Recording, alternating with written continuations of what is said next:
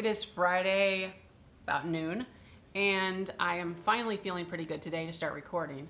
This morning I woke up at around 6 a.m. or so, and I had an estate sale to go to, but it was supposed to start at 7, I think.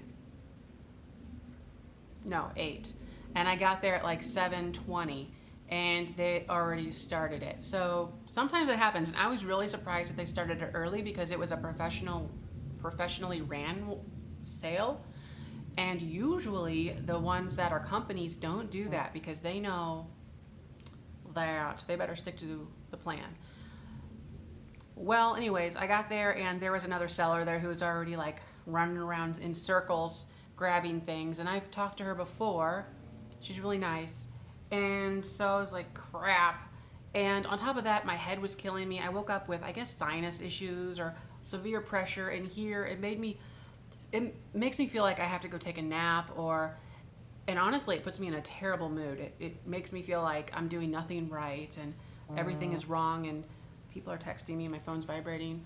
But yeah, so I started off to a very weird morning, and so I took 2 pills when I got home, Excedrin extra strength with caffeine. Those help me tremendously. I don't take them very often though. It's almost a situation where on those pills that I feel so crappy that I don't even want to get up and put pills in my mouth. Like, that's pretty bad. So I was able to finally say, hey, it was like, I think 10 a.m. and I was like, my day's not going to get any better. So I finally convinced myself to go take a couple pills, and I am springing on the walls, and people keep texting me. And so, yeah. What am I saying? So I thought I would show you things that I got this morning, and very exciting stuff. I got, the burst of energy that I needed to be able to just feel good about life. So we have a few things that I got. So I went to the estate sale this morning. I'm going to flip this camera around and show you the 2 batches of items that I got. I got things at the estate sale and things at a yard sale. And now I'm about to go, in a couple hours, I'm about to go get an item from a lady on Facebook. She was selling, they're really cool, and people keep texting me. Hopefully my phone's not vibrating or making any gyrations. So I'm going to go meet this lady. She lives 20 minutes away. And anyway, she's selling this mid-century set. It's like a carafe with 6 matching glasses with the box, and they are super cool. She's selling them for, listed at $20. We settled for $15, and I'm going to be able to sell it for at least $80 online. So that's really exciting. But let me take a look. Let me take you on what I got. Okay, the first batch of items right through here is from the estate sale this morning. We'll start back here in the corner. I got this scale. It has a nice little bird decal on the front, and it does work. It needs to be cleaned really, really well. But it is in generally nice shape, I guess, with lots of character. $2. The scale works wonderfully. It's made by Maid of Honor. It's barely legible, and it's probably from the 40s. I also got this little witch for myself. It's plastic, and it has the bottom that you press, and she kind of falls over. Ugh. Yeah, I got that. And then I got these little cars. So these were not, I was not originally going to buy them, but I was talking to the other reseller, and she was kind of taking me around the place and showing me things that she has sold or things that she thinks that would sell pretty good. So these are new to me. I don't really buy die-cast cars like this, or whatever you call these replicas. But this is a bank, and it is really nice. I've bought one time one of these type of things, and I think it said Wonder Bread on it, and it sold for I think around $20. So yeah, I think I'll do pretty well with these. I spent $2 per car, and I got 3 of them. So this one says Ertl, E-R-T-L, and it says 1905 Ford's first delivery car. So that's cool. And then this one here is a Pepsi car. It just says made in China, so I guess it's not that great. The doors do not open, but the hood does, like that. And yeah, pretty neat. This one here is a little bit nicer, I think, because the door is open on either side. And although then this thing doesn't open. And it is made by S, whatever that is. Made in China, still has this little tag thing on it. S, sunny side, okay. So we'll see how that does online. And then I grabbed this. Of course, I had to buy a salt and pepper shaker. It's really cool, Route 66, 50 cents with the little ethanol gas pumps. I picked up both of these. I think they were like 50 cents a piece or something. What I ended up paying for all of this stuff right here is $7, including these 2 apple pieces. $7 is not bad. So I grabbed this. It's June Enesco Angel. So I've never seen it like this, where you put little foil numbers on there. Pretty interesting. I guess I'll leave the foil numbers on there. But she seems to be in really nice shape. And then I also got this one here. It's a June Angel. And the foil sticker is half missing. It looks, I don't know. It looks like Lego. I forget what Lego stands for. I think it's Leo Goldwyn or something. It's named after the guy. Is there enough there? Yeah. Oh, maybe that's Napco. I don't know. I think it might be Napco. So that's pretty cool. I'll check that one out online. It's probably a $20 or $25 angel and something similar to that. And then I got this really neat Mickey Mouse mug. So we'll see what that does. 50 cents on that. And then I grabbed this. I really kind of grabbed it for the fact that it had the buttons in it too. So I'm going to see what these buttons do online. They might not do very well because Shirley Temple, I don't know if she has much of a fan club anymore. And I have sold these before. I got to get that sticker off there. These do pretty good. I've sold these. This one is neat because it's divided on the inside.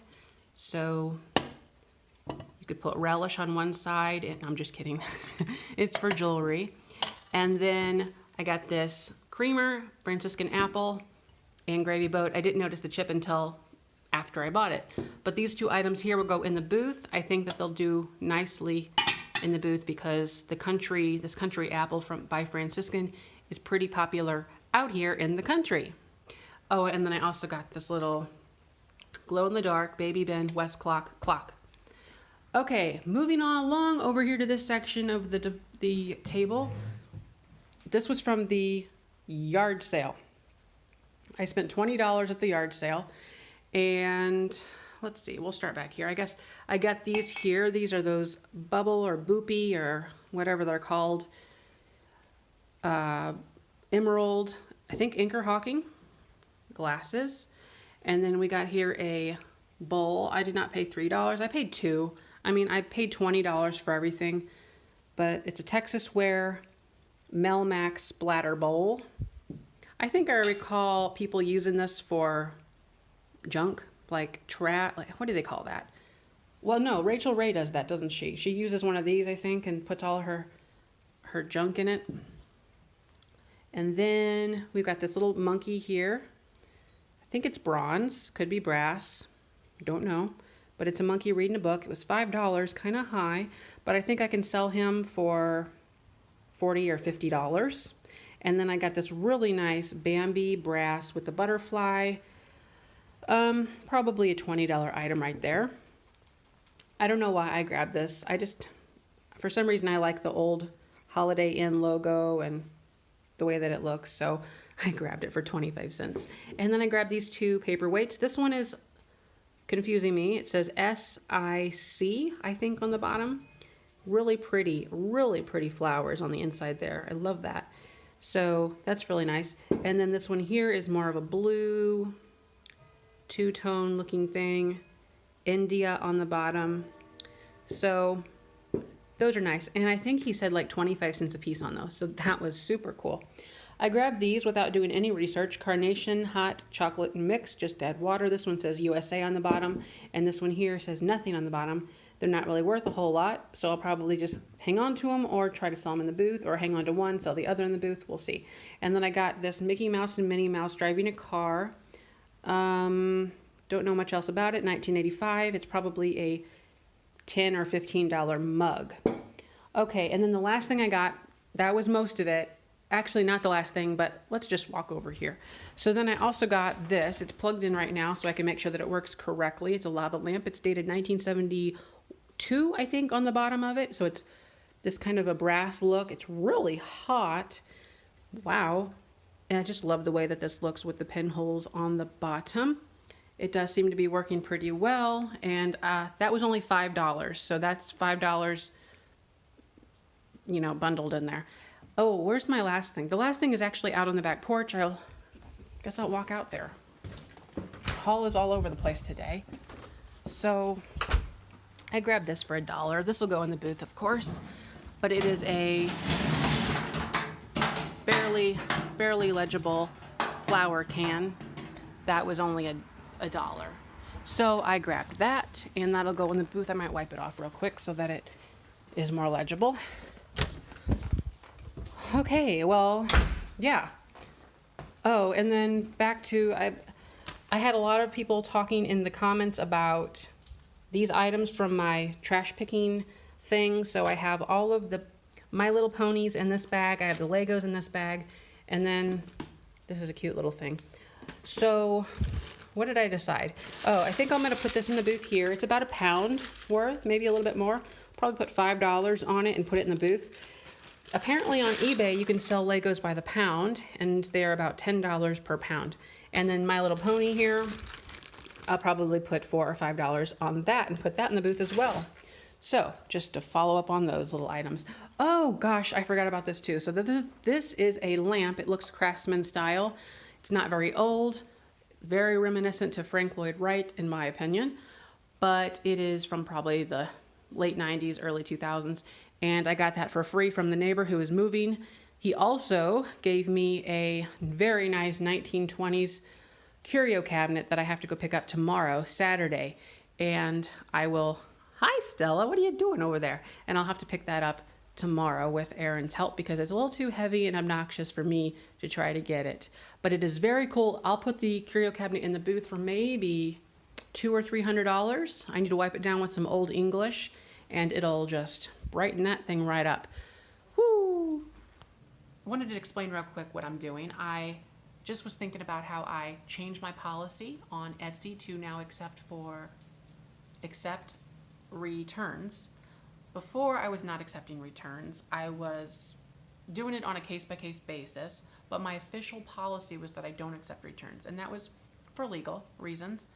And on every description for Etsy, I put that if you have any issues with the photos or the way it was described, I will take care of it and I'll make it right. Okay, so that was more of an informal policy to help appease people so they think, okay, well, I'm still going to be taken care of. But the idea is that I didn't want to get screwed on something at one point, and then Etsy says, well, you said you accept everything back.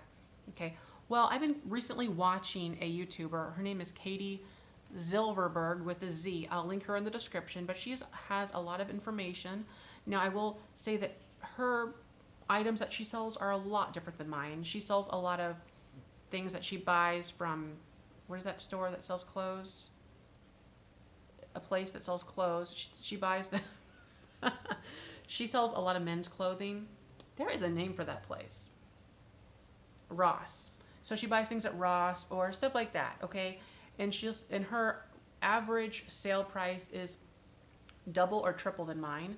Her average price is about $40, $50, or sometimes $60.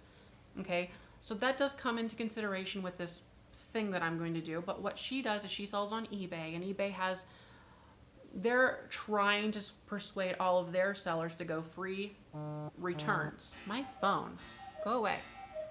They're trying to. This clock. I swear. I can't even time this correctly because all of the clocks are on different times. So here it is, 12:09, and the clock's going off. I thought I was done with them. All right, so eBay wants you to offer free returns. They really incentivize that for their sellers, and they want their buyers to be happy as hippos. So, however, on Etsy, I love this, they automatically have a stance that if there's nothing wrong with the item, the buyer should pay for the return shipping. I agree. I don't think that all these onesie twosie, wrong word, one of a kind items that I'm selling that take individual listing and all this, okay, that they should be subject to, oh, I don't want it anymore. I'd like to return it. I don't sell stuff like that. I don't have quantity times 100. I don't have huge margins most of the time. I really don't. I mean, they're good margins, but a lot of time and effort goes into listing every single thing. So I do appreciate Etsy having the sellers back for the time being. Who knows how long?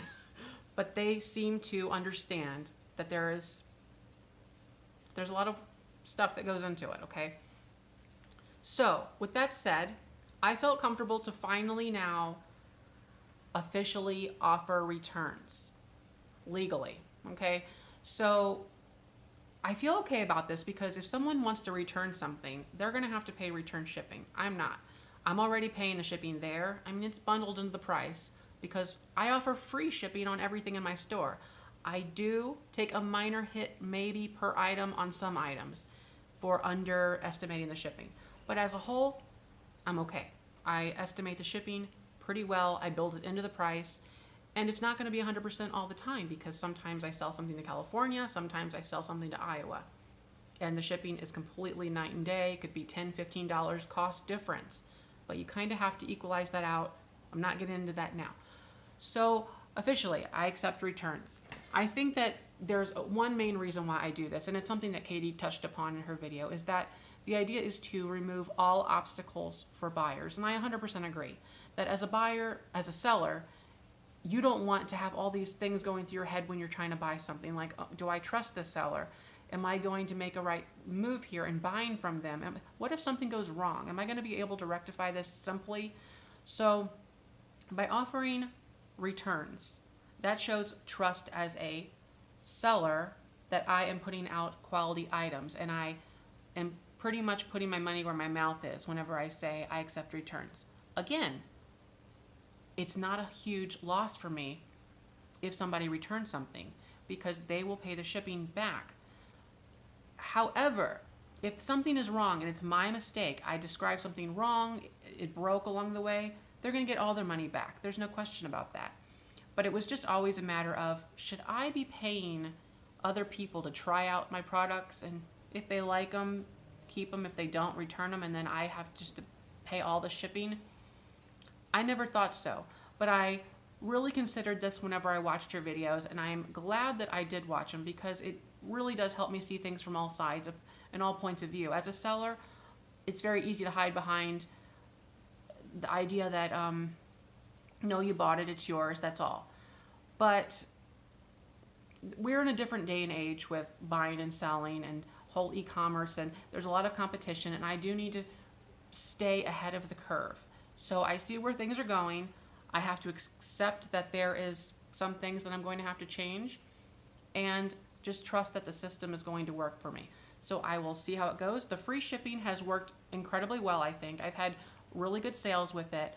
Cannot quantify that because I don't have a good track record as far as how to measure it. I can have year-to-date returns, but this time last year I was making money, I guess, but it's hard to say because I was obviously still growing my inventory up.